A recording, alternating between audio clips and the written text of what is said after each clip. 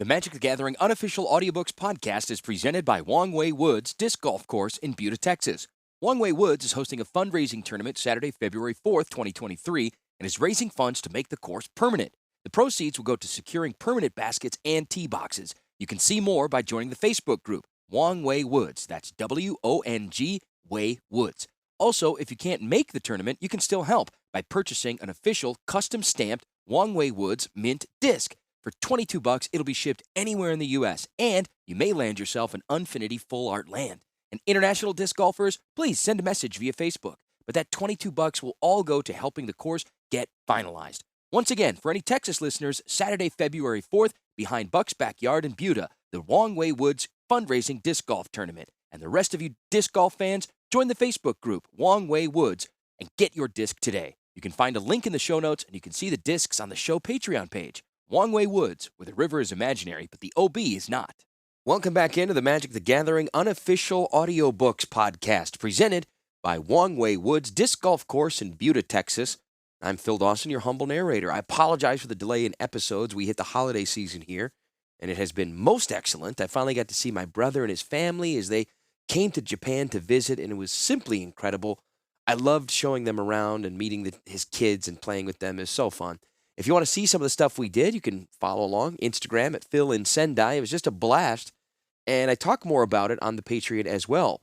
I would love your support for the Patreon, too. If you want to support this project, we have multiple tiers of support that for the next few months, all going to our travel fund back to the U.S. for the first time in 4 years and seeing my folks and friends and introducing our daughter to everyone. So just really excited about that and would appreciate your support. And again, it goes to this project and really it just gives me the motivation to continue to do this and allows, people in my life to say, hey, I like what you're doing there, and I'm glad you're doing it. Also, we're still giving away a couple of the customizable Shadow Box cubes. Urza and Mishra playing some Friday Night Magic. Supporters over the $100 US mark will get the last few. So if you are a patron now, you can step it up over the next few months and get one. Or if you want to cut in line, you can do that too by heading to the Patreon. Link is in the show notes. Also, if you haven't seen the Shadow Box cubes yet, they are very cool. You can get custom moments from your favorite TV shows, animes, games, music, so much cool stuff that's a perfect addition to your collection. Check out the Etsy shop. It's etsy.com/shop/apesincapes. Also, this is a double episode with a little Christmas present in between. So let's sit back, enjoy it, and also be a little bit of a wait until we get to our next episode after the new year. We'll be traveling again, so please enjoy. Let's go.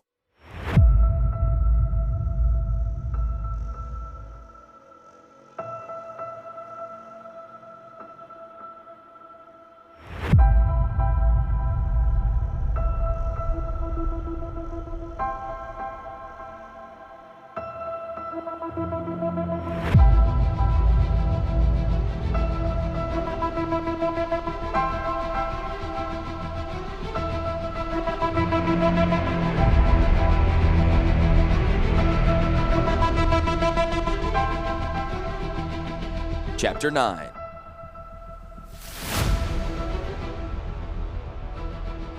Multani dug his toes down into Yawgmoth's soil, enjoying its warm, moist touch. He felt young, energetic, revitalized. From halfway around the world, he had felt Yawgmoth's strength build, his body reflecting the sentient forest's state.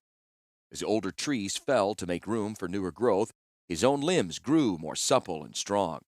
His size increased, and the moss-like growth from his head and shoulders that served for hair grew in thicker and more luxurious. Here, actually standing in the shadow of Yawgmoth's coastal trees, his feet buried beneath the soil, Multani could almost forget Raffello's greeting.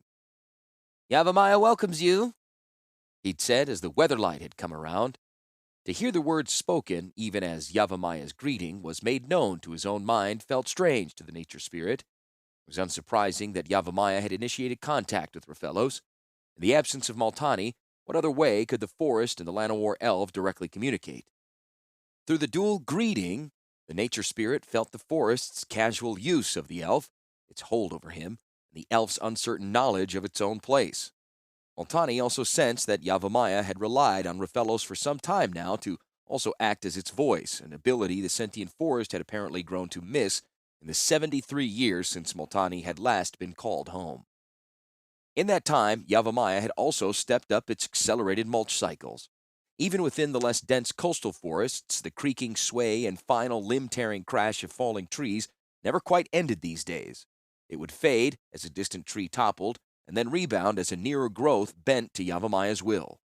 One could actually see the trees growing, their limbs stretching upward and out as boles thickened and root systems swelled the ground around them. The grass continued to mulch itself too, new shoots growing up within the decaying green blades. Farther back, in the forest's shadows, the underbrush writhed, thinning itself and then growing back with slight changes to flowers and leaves in a never-ending process of forced evolution. One student had exclaimed sharply, noticing that even the insects along the ground were growing and dying at an accelerated race. Of course. Multani had answered. Rofellos took the opportunity of the distraction to slip away, back into the forest. They are as much part of life's cycle as any plant. In so many cases, one cannot exist without the other. Many of Gaia's creatures will follow the same pattern, though in some the changes will be brought about without actual rebirth. This had excited several of the student mages for some reason. As natural as the process might be, however, Multani couldn't help now but wonder about his absence during the accelerated growth cycles, whether or not it could be another reason for Yawgmoth's greater empathy with Rofellos. In the last 7 decades, how many generations had he missed in the forest? Sharing his thoughts with Yawgmoth, Multani still had no good answer. The forest, for all its intelligence, had never undergone such a treatment either. It knew mistakes, trying to direct the evolution of its plants and creatures. It feared mistakes, worried at losing any life forever. That was the nature of the forest, to live in a ceaseless cycle where the living died but new life could always hope to be born from such loss. Multani wanted to stay this time, to remain with his parent forest, but he knew that Yawgmoth had decided his work to be elsewhere. He was an ambassador and teacher, the forest's voice among other nations and peoples. "Enjoying the day?" a voice behind him asked. Rofellos stepped from behind a large bush. His rival had been silent. The Llanowar had truly made this his home. There was no denying the undertone of challenge to his question. Multani opened his mind with that of Yawgmoth, sharing the sentient forest's consciousness with Rofellos. As on the beach, he could feel the turmoil rolling within the elf. The relationship between he and Multani, between he and Yawgmoth. Rofellos now saw the nature spirit as something of a rival. It cast Multani into an uncertain position with Rofellos, and the adversarial nature of the Llanowar was winning over memories of the awe he had once felt for the nature spirit. Multani recalled those times, and with the memory he realized something else about the elf. Rofellos was not aging, not as he should be. Yawgmoth had obviously taken hold of the elf's life force, binding Rofellos to itself. While the sentient forest built its strength, Rofellos tapped into it in a similar way to Multani. The Llanowar looked to be only in the early stages of an elf's middle years, the long period that accounted for so much of their extended lifespan. "You happy to be back?" the elf said. It was not quite a question, that last. Multani could sense the elf merely reflecting many of the feelings Yawgmoth already shared with him. The Llanowar simply put them into words, at times apparently unable to fully distinguish his own thoughts from the ambient feelings of the forest. I enjoy returning to Yawgmoth. Multani answered in voice, sparing the elf any trouble in understanding. Yes. The nature spirit moved closer to Rofellos, stopping on his way to feel at the bud on the new grenade flower. He sensed the violent energies stored up within, energies that would eventually burst the pod open, raining seeds farther out so that the plant could spread. In later evolutions, those seeds would grow larger and might be thrown so far as to cross rivers or rocky surfaces. The burst of strength now might also hope to discourage any of the larger herbivores from making a meal of the plant. That defense, too, would grow. A fascinating new growth. Multani said, testing the Llanowar. "I've not had the chance to inspect it," Rofellos admitted. An echo of his words, truer perhaps to his original thought, filtered through Yawgmoth's consciousness to the nature spirit. Multani knew that Rofellos had plenty of opportunities these many years, but failed to take full advantage of them. If the plant did not provide food, clothing, or any other practical use, the Llanowar could not be made to pay attention. How sad, Multani thought, to keep so limited a view of nature. You should try, He said to the elf. encouraging on his own behalf as well as Yawgmoth's. Rafellos stepped forward hesitatingly, his features so obviously clouded with doubts. Multani tried to feel for the Llanowar's spirit, but it eluded him. Rafellos was not a true part of Yawgmoth. Not yet, at least. The elf reached out, gripped the stem roughly. The pod burst with a light snapping sound as if sensing an attack, and dozens of tiny, sharp-tipped seeds exploded outward. A few stuck into Rafellos' arm, enough to catch but not enough to even draw blood. Still, the Llanowar jumped back as if attacked, hand darting to the sword at his side. More of Multani's gentle words of encouragement died unspoken as the nature spirit noticed Rafellos' wild-eye expression of shock and confusion. The Llanowar was under more pressure here than the nature spirit had ever thought. Then, swiftly, silently, Rafellos faded back into the forest shadows and disappeared as easily as Multani himself could have done. His feet hardly seemed to touch the forest floor, its soft bed of earth unblanketed by grass this far under the canopy. Thin branches whipped at his face as Rafellos allowed instinct to lead him. The roll of a hill pushing him toward easier paths, the warning creak of a nearby trunk as Yawgmoth took hold and wrestled it toward the ground, detoured him back toward the clearing, but did not slow him. He clenched at the empty air. Landing in a neutral ditch formed between two gentle hills, Rafellos pulled up sharply and tested the air. He scented only the perfume of nearby flowers, grenades, and poison mothers, their fragrance belying what would eventually be a dangerous effect. He heard no sound of pursuit, nothing but the distant echo of a felled tree and some birdsong overhead. He crouched to place one hand against the earth, feeling for vibrations of silent movement, searched for the nearby shadows for Yawgmoth elves. Nothing. Even Yawgmoth had retreated from his mind, for now, the forest's language forgotten in his mad dash. It would be back, slow and insidious, taking root again within his mind. Rafellos had hoped that somehow Multani would help him explain how the nature spirit coped with such a pervasive presence. Llanowar should have known better than to place trust in anyone not of his home. The forest spirit had tried. If there was some hidden meaning in their discussion of the grenade, the elf did not understand it, so he had fled. The second rule of a potentially hostile situation, the first being immediate violence. Yawgmoth had not allowed him that, so he ran and escaped Yawgmoth. For a moment, he was simply Rafellos, though already he felt the insinuating return of Yawgmoth, felt it reaching into his mind, calling him. Soon it would simply be there, but for now, the choice remained. The Llanowar ran.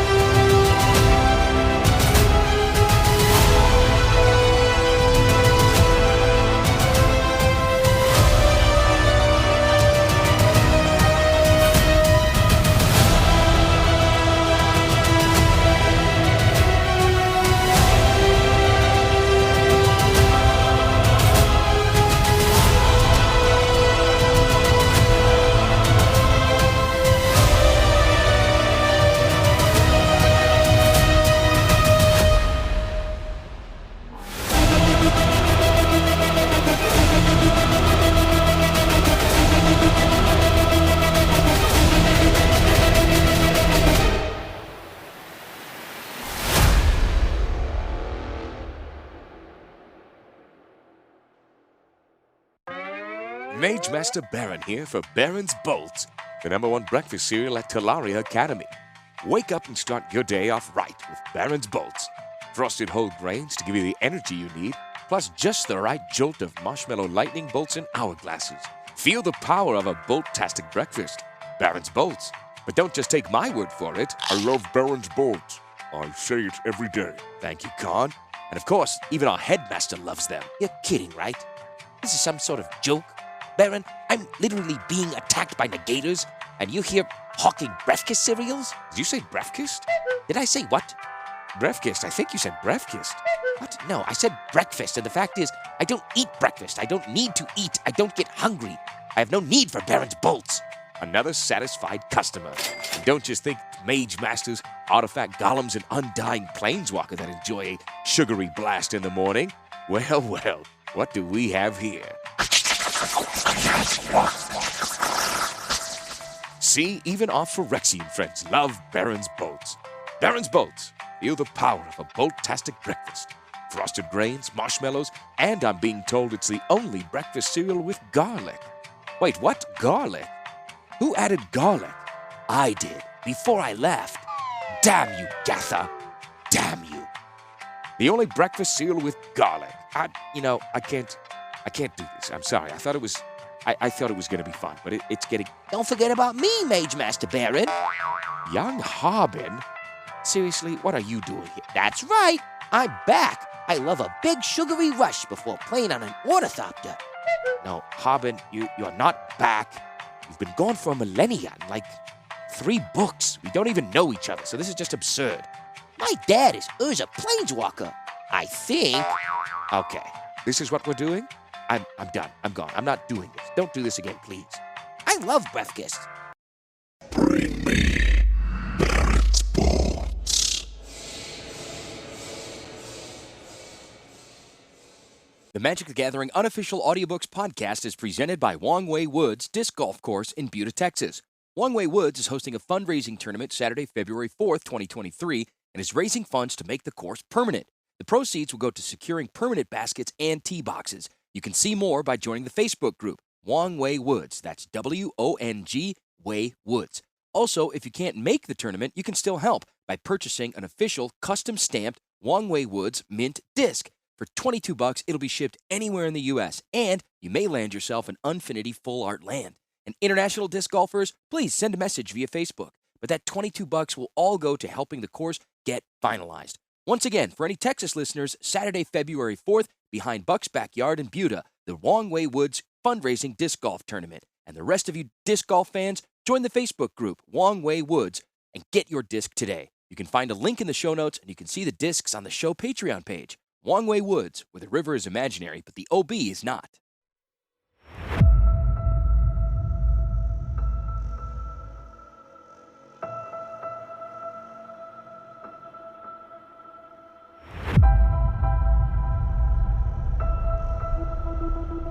Chapter 10.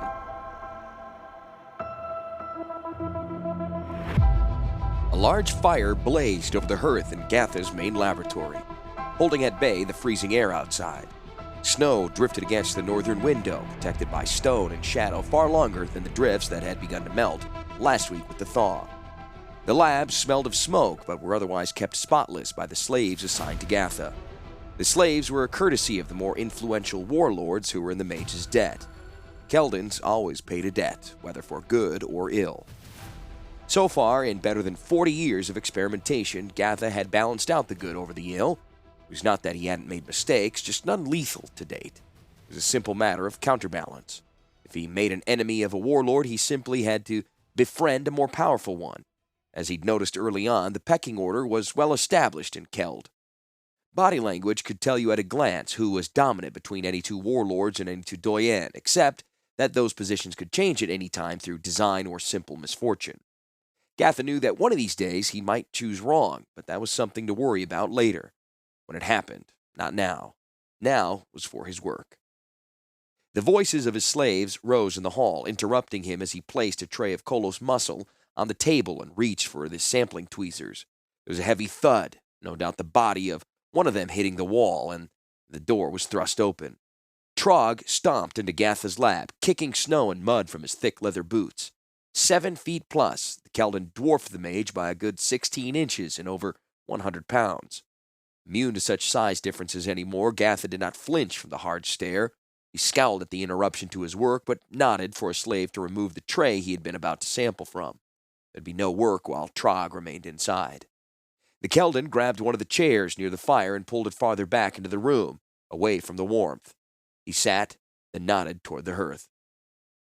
"You put in good place," he said, speaking in the low Keld tongue for Gatha's benefit.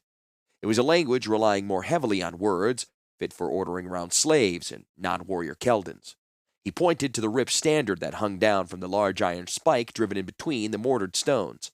The other half hung in Trog's manor near the necropolis, and a second banner of the same kind also decorated the council hall. Trog had shared the standard he'd brought back for himself from a victorious campaign. Such was a sign of rare admission that a warlord or witch king owed someone a debt for that victory. Grandson of Krael, the Keldon warlord who had saved Gatha's life, Trog had been brought to the mage at an age of 10 for augmentation. A runt birth, as the smaller Keldons were often called, Trog had no chance of selection for the warlord trials. His father preferred to see his son dead in the frozen northern wastes or by the mage's unpredictable magic, and said as much to Gatha, then be bypassed for selection. For most Keldons, this would not be so disastrous, but as the first son of a mating between a strong warlord and an influential doyen, Trog's failure would directly affect the position of both his progenitors. His son would not only be passed over, and indeed hadn't been. Trog not only responded to the genetic alterations, but he was also one of the rare warlords now referred to as a Witch King. In battle, he excited his troops to a furious fanatical pitch and could then draw off their combined strength to legendary effect. Young as he was, Trog sat on the highest tier in council, a warlord with few peers. Moving over toward the fire, Gatha took the more comfortable and therefore weaker position. Familiarity only went so far in Keld, and he never forgot the delicate niche in which he lived here. His mastery of their language and the Keldon cut of his clothes would never make up completely for his lack of a warrior's background. A warlord could take his life at any time, provided Gatha could not first maneuver a stronger one into his path. "I am honored to share in your victory," he finally said, staring at the torn standard rather than be tempted to make eye contact with Trog, or Givian, his birth nation. The Witch King grunted in agreement. "I take strength from the war host," he said, voice strong and deep. "Nothing hurts me. I stomp out the lives of my enemy as if they were snowbound, slow, and weak." His dark eyes sought out Gatha. "You did this for me, and I remember." He paused. "You will do same for my son." Gatha glanced back to the warlord, courtesy forgotten in the shock. What he had thought would be a social visit, such as they passed for in Keld, had turned suddenly to business. The magical ability of the Witch Kings created incredible demand for Gatha's work, no matter that fewer than 1 in 10 survived the process in any shape to fight. He'd even begun cutting Phyrexian genetic material back into the Matrix, using it as used Kolos genes, the adaptable material working to fill in the gaps of his own work left behind. Still, a stable process had yet to emerge. Gatha did not want to make an enemy of this man. He averted his eyes, swallowing against the dryness that had suddenly parched his mouth. "I did not know you had a son," he said, stroking the rough goatee he maintained in nervous habit. "Congratulations on your new warrior." Even as he answered with the standard salute for his son, Gatha was estimating the boy's chances. Not good. Trog shook his massive head. "I have no son. Yet. You will help me make him Witch King too." Preconception. Gatha had done very little in that in his 4 decades in Keld, except with captured slaves. Keldons wanted things done now. They worked for the day, never next year or into their children's lifetime. The future took care of itself. Trog must have a strong dose of his grandfather's genes to look so far ahead for himself. Gatha had given up trying to convince a warlord or Witch King to allow preconception adjustments years ago. Why should they suffer his unpredictable magics before they see the results of their labor? "You will do this," Trog repeated, hard voice on edge now. The mage nodded. It is possible," he said, the Keldon language thick in his mouth. "But not easy. And there's no way to predict if magical ability will be passed on to your son." Basing the new life off Trog's genetic makeup, a successful subject would dramatically increase the chances. It would take additional resources and equipment, the development of some new procedures, and time, of course. He cursed silently. There was always a cost of time. "You have Doyen who will agree with this?" No small concern there. Trog had 2 mates that Gatha was aware of, and he couldn't see either of them trusting the mage enough to allow preconception magics. Trog nodded. "I have new manner and new Doyen. She's eager." Meaning ambitious. "It may take a few tries," Gatha warned him. "But I believe I can do this." Standing abruptly, Trog saluted with a clenched fist held up in front of his face, the hand blocking part of his vision. Gatha was sure to return the salute, but not hold it nearly so long. The inferior could never afford to impair his vision for as long as his superior. It implied insult to the stronger warrior. You'll make my son a Witch King, Trog said. and his son. For as long as you do this, Gatha, you will need nothing. If you ask, you will receive. If you need, we will supply it. He paused, then in High Keld continued, You will sit on the Warlord's Council. This I pledge to you. This was the highest praise, both the switch of tongues as well as the message. Gatha took a chance and replied in similar fashion with a grunt of thanks and a slight bow with the neck to signify his unworthiness before a superior warrior. Trog grinned, baring his teeth, and the mage bowed again as the Witch King took leave of the labs.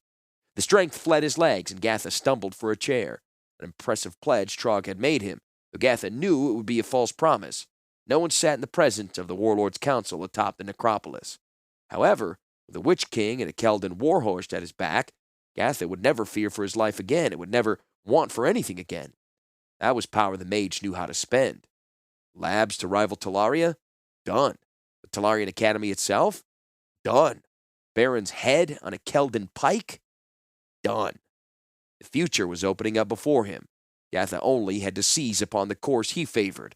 If it did not quite suit his liking, then the mage would remake it to his desire.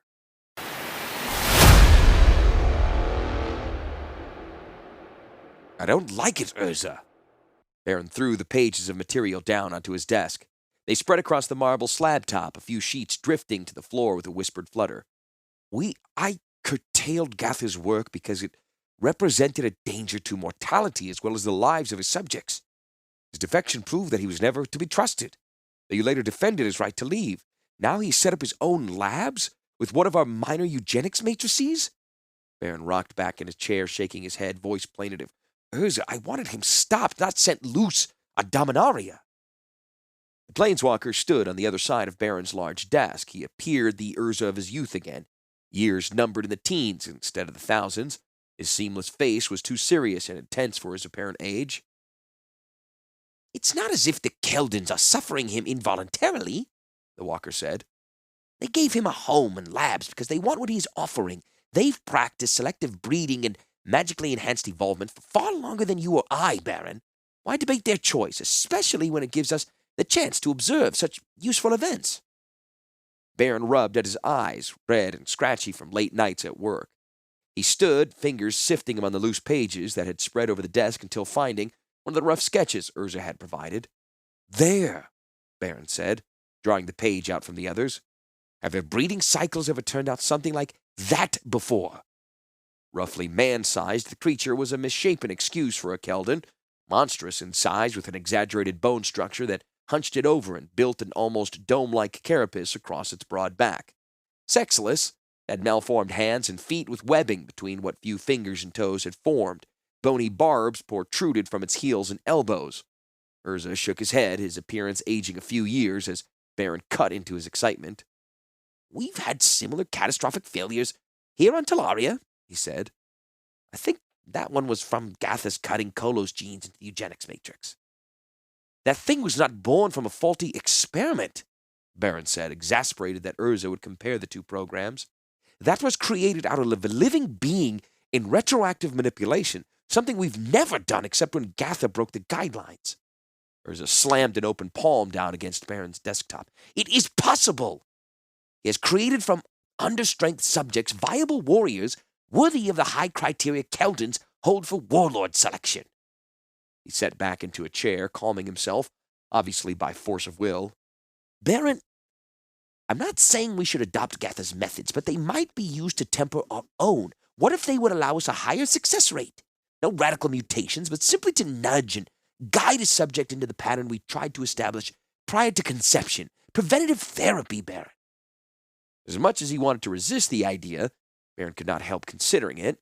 Though deformities were rare after a century and a half of relative real-time work, they still occurred. Many of those born normal still exhibited signs of personal maladjustment later. Those were nightmares the mage could do without. He gripped the edge of his desk. In that light, I'm forced to agree that there might be some benefit to review of this matter, but why should we allow Gatha to continue his work? You've seen the latest reports. Most bloodlines have entered cascading failure because of earlier fast time growth. We can treat them, but they will never be viable generations leading to the heir. Of the Tolarian generations, only the ones raised strictly outside of the fast time environment are looking strong enough, and Tolaria's ambient blue mana is beginning to influence their heritage too strongly. We are facing a serious setback. I need the kind of data Gath is generating to start again and make up for lost time. Baron slowly stood, an eerie chill shaking the mage. Tolarian generations? Urza was not one to qualify a statement unless necessary. He swallowed dryly through a blocked throat. When he spoke, his voice was little better than a hoarse whisper. How many? He asked. How many bloodlines exist off this island? A few, Urza admitted, as if the subject bore little consequence. Nothing different from what we've done here on Tolaria. Dominarian, raised in heavy white mana-rich areas, most influenced by Thran genetics. Planeswalker frowned. My first generations were much more stable as well, though later generations did not degrade nearly so badly as the ones here on Tolaria because they stayed in contact with the white mana lands, most likely. A second program carried out by Urza alone. Baron sat back in his chair, numb. Why didn't you tell me? Urza shrugged. They were not part of Tolaria's program, and you already had so much to worry about. If you recall, I worried from the start about using Tolaria's mana to make adjustments to plains-dwelling subjects, and then with Timon's work... Stop, Urza! Baron held up his hand in a gesture of submission. Just stop. He massaged the bridge of his nose, feeling a throbbing headache building. He remembered once, so many decades ago, relative time, when all he had hoped for was a simple life. Did not want a virtual immortality or to be in control of so many lives other than his own. Did not want to be caught up in so intricately in the insanity that was Urza's program against the Phyrexians. Even threatening to walk away now, though, would accomplish little. Urza Planeswalker could not be argued with and certainly couldn't be controlled. All Baron could do was attempt to mitigate the collateral damage. Like it or not, Baron was responsible for those lives, not the least of which were his wife's and, eventually, he hoped, his children. Do you have any data on your outside experiments? He asked, hating himself for the question. Urza visibly paused, then nodded slowly. Of course. With arrangements that all data would be delivered to you in case anything happened to me. I want it now, Baron said. I'll put Timon on it. Tudor would know he's still one of the best, most reasonable minds we have. Even to his own ears, the mage's voice sounded tired, defeated. I'll put the Academy on it, Urza. We'll see what might be done to correlate all this data, yours, mine, and couldn't help keep the disgust from his voice. Gathers. I'll do what I can. I never doubted that for a moment, Baron. Urza stood. You are the best I could have ever hoped to find for this work. He started to say more, hedged, then continued anyway. Go home and rest, he suggested. Visit with your wife. He was gone with a step between worlds. Baron sat alone, his work prior to Urza's arrival forgotten, and absolutely no enthusiasm for the new work laid before him. But he would do it, he knew. Not today, not until he had completely assimilated it into his brain, but he would do it because it needed to be done, and because there was no one else who could.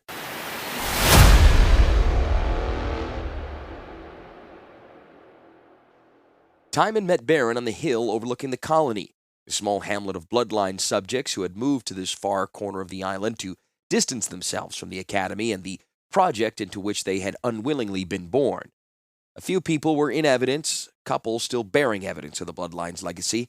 A man with a withered left arm worked a sparse field of vegetables. One large woman, her upper body swollen out of proportion to her lower, lifted a large rock out of the way of the plow. Don't they know we can fix most of the gross deformities? Baron asked, the light wind pushing the front hem of his cloak back against his legs. Timon nodded. They know. He reached up and tucked back a stray lock of hair. I'm not sure why they don't come back in. He spread his hands expansively. Look what magic has done for them so far. Baron glanced over sharply at the sarcasm. The student met his gaze easily, secure in his own ability, though he still refused anything resembling promotion. You brought me out here for a reason, Timon. What is it? He looked down on the colony again. I know you don't pick your meeting places casually. I'm leaving the academy. Baron's face hardened into a mask at that declaration. I don't have to allow that, you know. Only scholars are allowed to access back into the world, and you're not yet a tutor. The sorcerer smiled thinly, sensing Baron's bluff. They both knew how much was owed to Timon. I didn't say I was leaving the island. The Master Mage caught on immediately. He glanced downhill. Here? They let you in? I'm hoping so. I'll need help to build any kind of home before the storms arrive. Baron shook his head in frustration more than denial. Timon, you could be reassigned. Other projects. He trailed off. Not so long as the Academy supports Urza's Bloodline project, the sorcerer promised, folding thin and spindly arms over his chest. I've gone as far as I can. Now I need some distance. The colony is about as far as I can get and remain on Tolaria. He paused, uncertain. Maybe I can do something here to help these people. Master Baron, I'm tired of fighting an enemy I've never seen, and with questionable tactics at that. It's over. The look of despair that flashed briefly on Baron's strong face nearly bent Timon from his purpose. He knew that, in a way, he was running out on the Academy, on Baron and Rain, and especially Urza, but the truth was in his words. He had gone as far as he was able, and by Baron's slow nod, Timon knew the other man understood that. He watched as Tolaria's Master Mage braced himself up, shouldering that much more of the burden himself. When you're ready to come back, Timon, the Academy will be there. Timon watched as Baron turned away from the colony and headed back along the path. With the decision made and accepted, there was no longer any hesitation to the mage's step. He would go forward because there was no one else, and Timon respected him for it. And the sorcerer marched downhill in the opposite direction. He only hoped the feeling was returned. Entering the colony, he put such debate from his mind. There was work to be done.